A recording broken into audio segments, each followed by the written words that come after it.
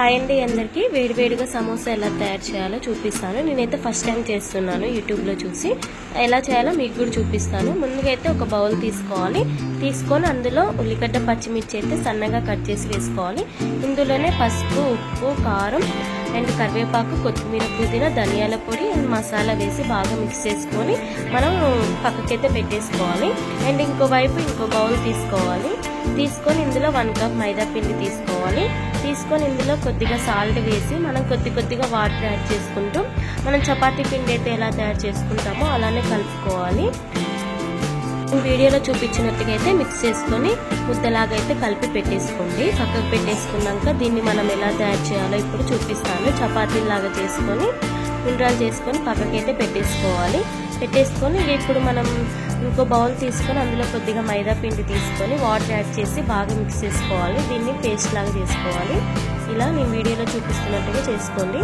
చేసుకొని సైడ్ పెట్టేసుకొని ఇప్పుడైతే చపాతీలు అయితే చేసుకోవాలి. మైదా పిండితోటి చపాతీలు ఎలా చేసుకుంటామో అలానే చేసుకోవాలి.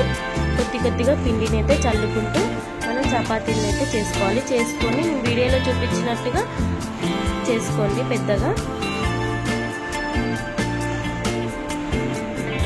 ఇలా చేసుకున్నాక మనం చపాతీలను అయితే ఇక పెనం మీద అయితే ఒక 10 సెకండ్స్ అలా వెయిట్ చేసేసి పక్కన పెట్టేసుకోవాలి. అన్ని చపాతీలను చేసుకోవాలి.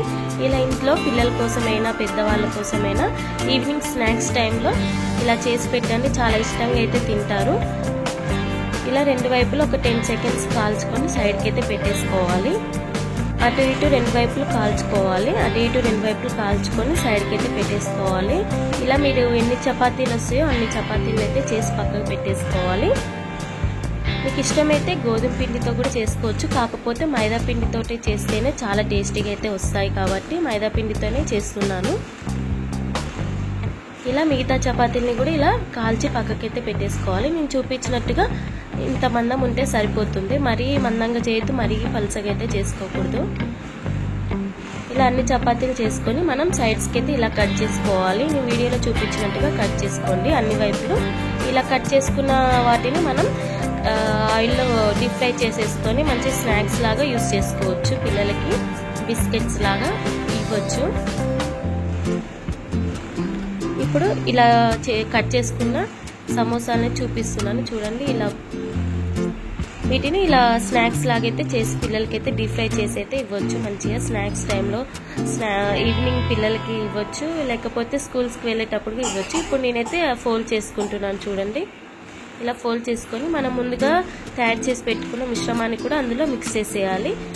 ఇందాక అది చూపించాను కదా మైదా పిండిని ఒక స్పూన్, అది ఇలా అప్లై చేసుకోవాలి.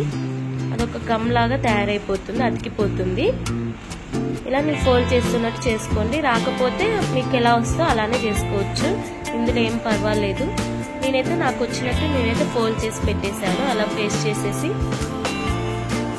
నేను ఇంకో వైపు ఆయిల్ అయితే డీప్ ఫ్రై చేసేసుకుంటున్నాను స్టవ్ మీద.